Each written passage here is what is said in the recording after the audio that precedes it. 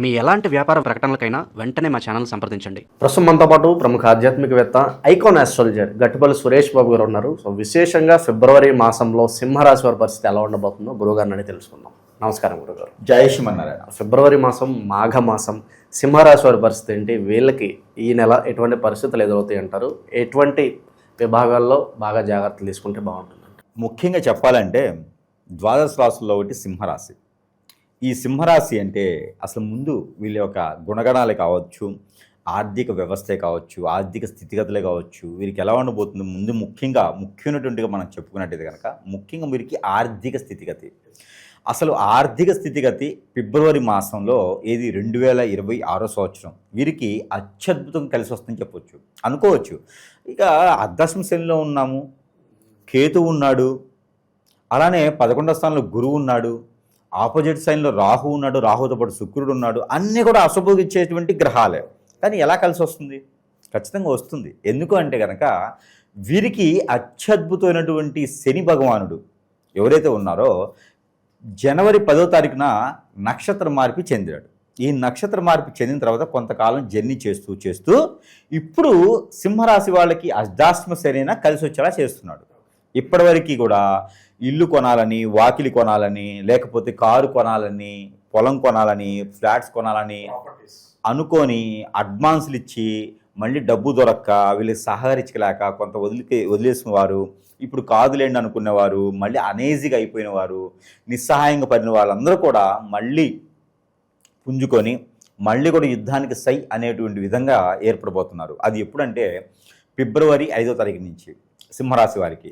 ఈ ఫిబ్రవరి 5వ తారీఖు నుంచి ఫిబ్రవరి నెల చివరి ఆఖరి వరకు కూడా ఫైనాన్షియల్గా ఎటువంటి సందర్భంలో కూడా వీరు ఎక్కువగా బాధపడే అవసరం లేదు. ముఖ్యంగా అందరూ గుర్తుపెట్టుకోవాల్సిన విషయం, సింహరాశి వారి దగ్గర డబ్బులు లేవు అంటే ప్రపంచంలో డబ్బులు లేవు అన్నట్టు అర్థం. ఇది మాత్రం అందరూ గుర్తుపెట్టుకోవాలి. వీరికి ఎన్ని రకాలుగా వీరు కోల్పోయినా, ఎన్ని రకాలుగా ఇబ్బందులు పడ్డా సింహరాశి వారి దగ్గర ఖచ్చితంగా డబ్బులు ఉంటాయి. ఎవరికో డబ్బులు ఉంటే నమ్మకండి. కాబట్టి సింహరాశి వాళ్ళు మాత్రం నన్ను స్టోల్ చేస్తారనమాట. ఎందుకంటే సింహరాశి వారికి ఒక అదృష్టం, అది లేదు అంటే ఒక గ్రామ బంగారమైనా ఉంటుంది, అది వారి అదృష్టం. లక్ష్మీ కటాక్ష పుత్రులు అంటారు వాళ్ళు. లక్ష్మీ కటాక్షం వారు పుట్టకముందే లక్ష్మీ కటాక్షం వచ్చి అప్పుడు వారు పుడతారనమాట. కాబట్టి సింహరాశి వారికి పై చేయి ఉంటుంది. వారు లేకపోయినా తగ్గరు.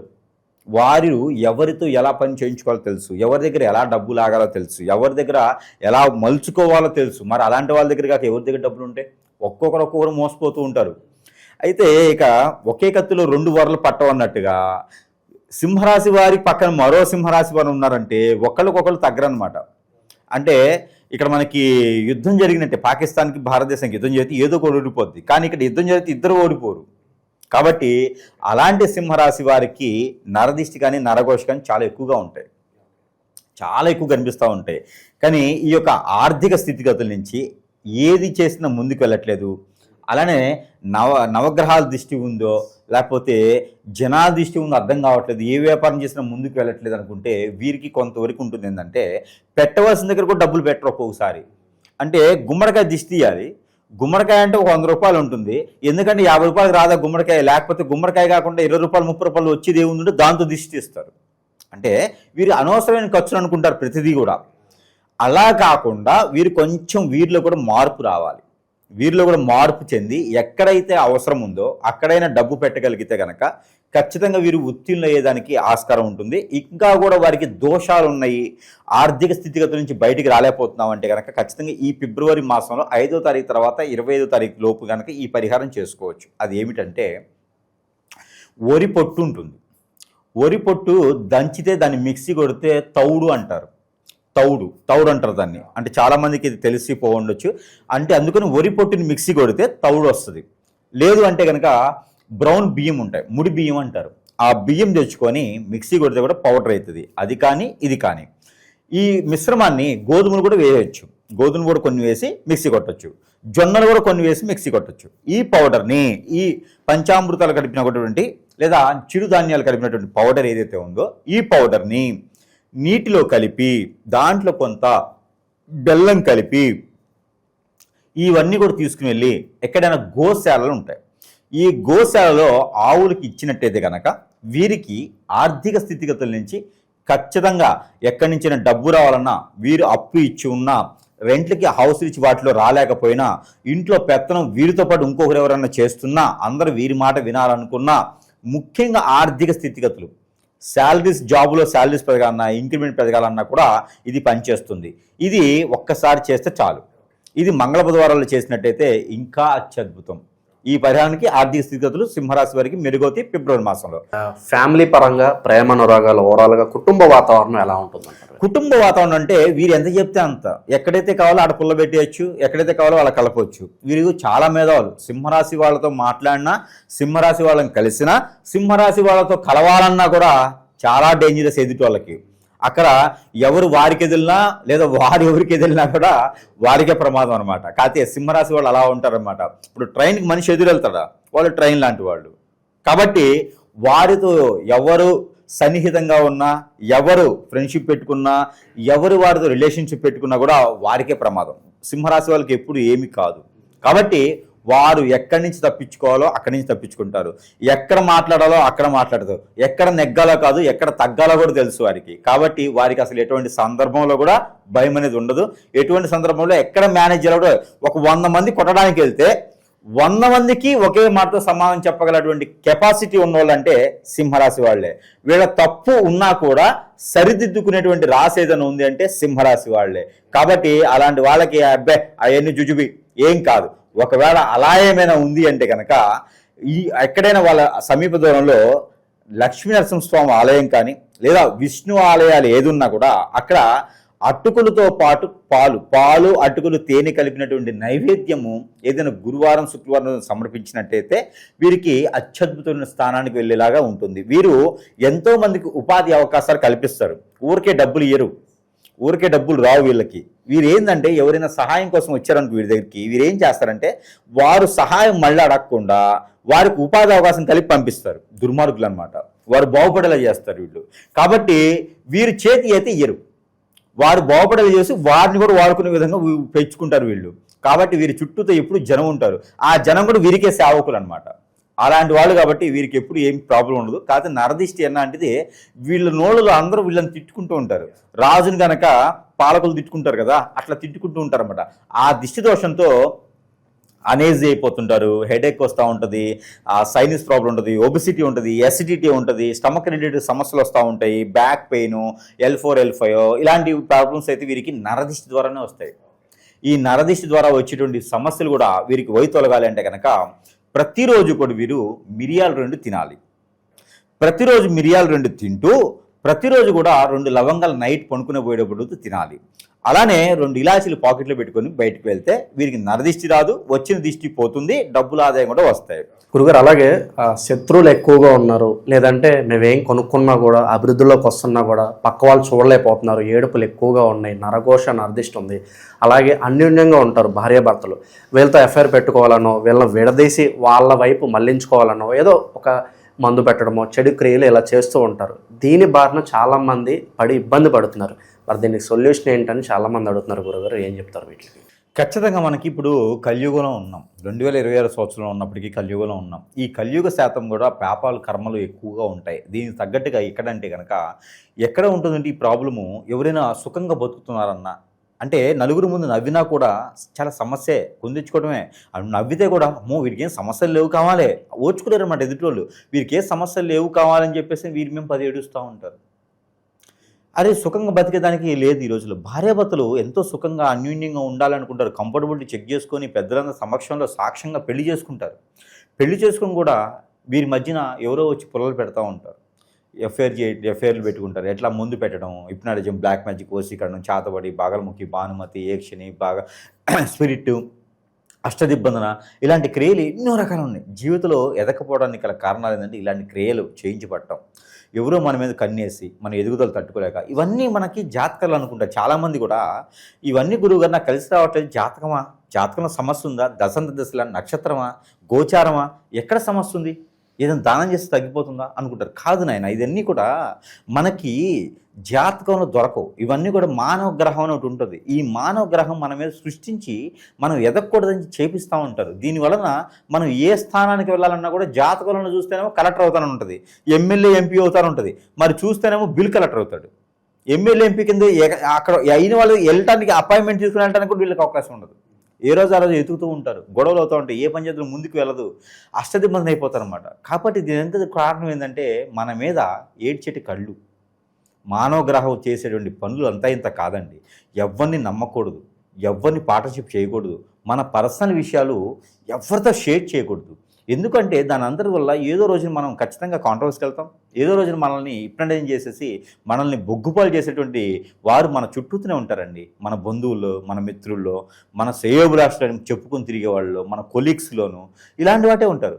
నా గురించి ఇంకోళ్ళకి అవసరం చేయటానికి, నా గురించి తెలిసిన వాళ్ళకే కదా అవసరము. అందుకొని ఎవరిని నమ్మే పరిస్థితి లేదు. మరొక విషయం, ఇది చిన్నపిల్లల మీద, పెద్ద పిల్లల మీద జరుగుతూ ఉంది. ఈ యొక్క కలియుగంలో ఏది పాపం అయితే జరుగుతున్నావో, చేస్తున్నావో తెలియట్లేదు. కానీ ఇవన్నీ కూడా ముఖ్యంగా భార్యాభర్తల మధ్యన అయితే కనుక ఇద్దరు దూరం అయిపోవటము, ఎవరో తెలియని వ్యక్తులతో ఎఫ్ఐఆర్ పెట్టుకొని ఆస్తులన్నీ సమర్పించుకొని పొరుగు, పెక్కేత, హోదా, డబ్బు, పలుకుబడి అన్నీ పోగొట్టుకోవడం, చెట్టుకోలు గుట్టుకోలు అయితే ఉన్నారు పిల్లలు ఈ రోజున. ఎందుకండి 15 సంవత్సరాలు 16 సంవత్సరాల పిల్లలను కూడా వదలట్లేదు ఈ రోజున.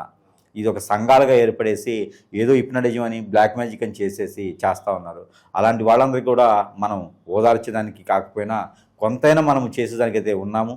మనం ఏంటంటే మనకు వచ్చిన విద్యలు, మాకు నేర్పే గురువులు మాకేం చెప్పారంటే, మీకు వచ్చి విద్య మంచి జరగకపోయినా పర్లేదు కానీ చెడుకు మాత్రం చేయకండి అని చెప్పారు.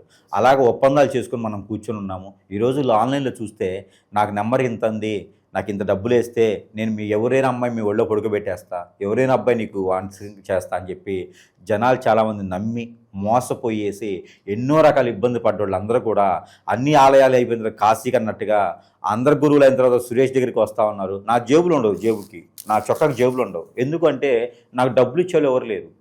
కస్టమర్లు వస్తారు, అన్నీ సమర్పించుకొని అన్ని రకాల ఆ డబ్బులు కూడా పోగొట్టుకొని ఎక్కడ పని అవ్వకుండా సురేష్ దగ్గరికి వస్తూ ఉంటారు. ఇలా నా దగ్గరికి ఈ రోజున 12,000 మంది పై చినుకు కస్టమర్లు బలైనటువంటి వారు ఉన్నారు ఈ రోజున. మెజారిటీగా అందులో భార్యాభర్తలేనండి. భార్యాభర్తలు ఒకటి, పెళ్ళైన వాళ్ళు, పెళ్లి కాని వాళ్ళు కూడా ఆడపిల్లల్ని వసం చేసుకోవటం, ఈ హిప్నటిజల్ బ్లాక్ మ్యాజిక్లు. ఇంకోటి ఏంటంటే, ఇక ఎవరైతే గురువుని సంప్రదిస్తామో, నాకు బాలేదయ్యా అని చెప్పి గురువుని సంప్రదిస్తే ఇదే అవకాశంగా తీసుకునేటువంటి గురువు దరిద్రులు, నేనే గురువునని చెప్పుకొని పాత సేవలు చేయించుకునే దరిద్రులు కూడా కస్టమర్ల అవకాశాన్ని వాళ్ళు అందిపుచ్చుకొని వాళ్ళు కూడా డబ్బు ఆదాయం పొందేసి నాకు చేతులు ఎత్తేస్తారు తర్వాత.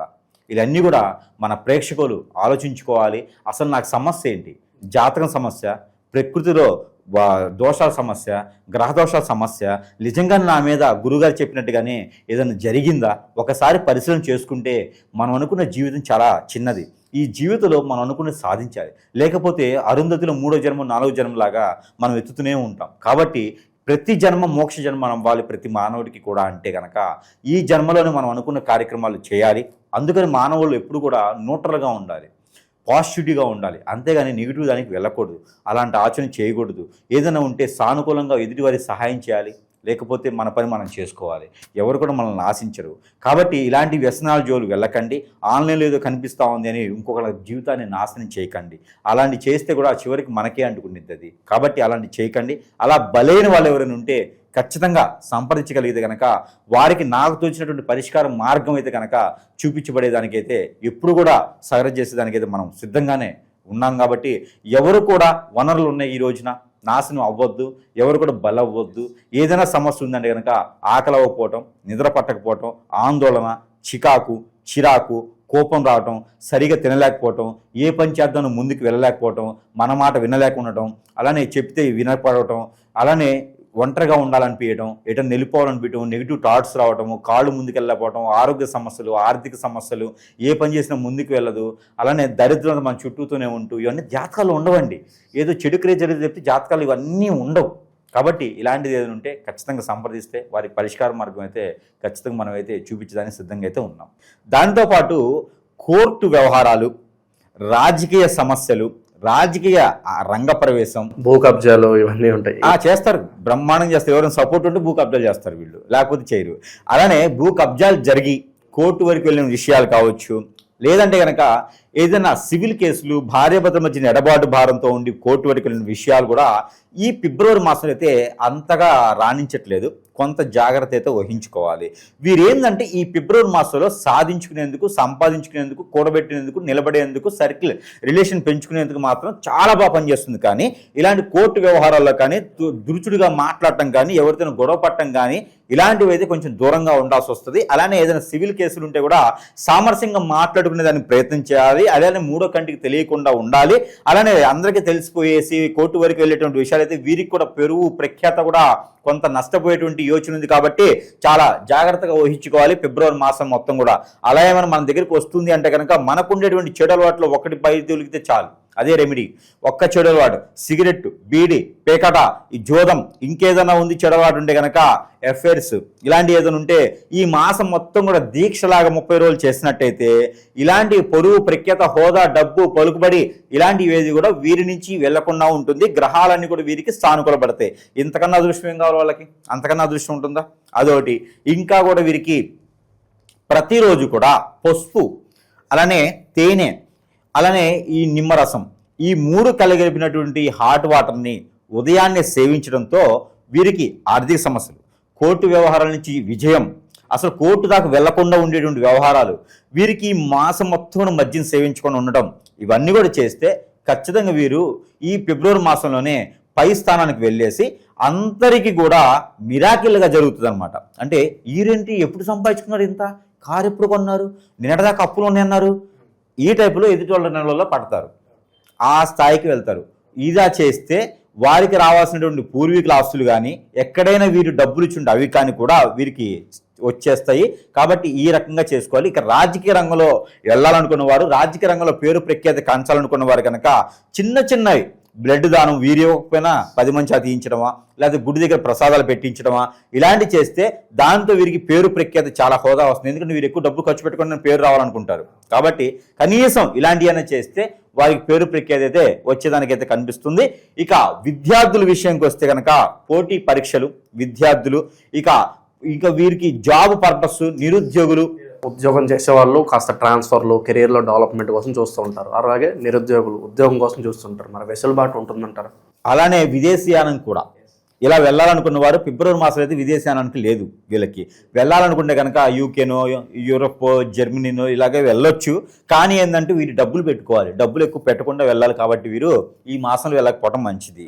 ఇంకేదైనా ప్రయత్నం చేస్తే జూన్లో వీరు ఈ 4 మాసాలు ప్రశాంతంగా కూర్చొని ఆలోచించుకొని ఇంకేదైనా ప్రిపేర్ అయ్యి జూన్లో ప్రయత్నం చేస్తే కనుక ఖచ్చితంగా వీరు గాలిపటంలాగా వెళ్ళిపోతారు. నిరుద్యోగుల పరిస్థితి, నిరుద్యోగులకి అయితే మాత్రం ఈ మాసంలో పెద్దగా అయితే ఏం లేదు. ఏదైనా వ్యాపారాలు చేసుకోవడం మంచిది సింహరాశి వారు. ఇక నిరుద్యోగులకి అయితే కనుక కొంత వ్యాపారాలు చేసుకుంటుండాలి. ఫిబ్రవరి మాసం చివరి వరకు కూడా వీరికి ఏమి జాబులకి అయితే కనిపించట్లేదు. కాకపోతే ఎవరైనా ఉంటే ప్రయత్నం చేసుకోవచ్చు. మార్చి తర్వాతనే వీరికి జాబులు అనేది, అది కూడా వీరు ఎక్స్పెక్ట్ చేసినట్టు కాదు, చిన్న చిన్న జాబులు అయితే కనబడుతున్నాయి. ఇక జాబుల్లోనూ విదేశాన్ని వెళ్ళాలనుకున్న వారైతే కనుక వెంకటేశ్వర స్వామి వారికి పులిహోర, చింతపండు, ఇంగు వేసినటువంటి పులిహోర ఏదైనా బుధ గురువారాల్లో నైవేద్యం పెట్టినట్టయితే కనుక వీరికి అత్యద్భుతంగా పనిచేస్తుంది. ఇంకా వీరికి ఆరోగ్య సమస్యలు, ఆర్థిక సమస్యలు, అలానే భార్యాభర్తల మధ్యన గొడవ, చిన్నపిల్లలు పెద్ద పిల్లల గొడవ, ఆస్తి తగాదాలు ఇలా ఏమైనా ఉన్నాయంటే కనుక ఒక్క ఆదివారం మాసంలో కొంతవరకు ఖర్చు అయినా పర్వాలేదు అనుకున్నట్టు వారు ఎవరైనా ఉంటే కనుక ఇక గ్రామ దేవతలు ఉంటారు.